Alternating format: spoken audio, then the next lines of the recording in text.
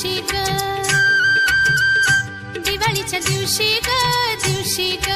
आंघोळी लवकर करा, आज मारे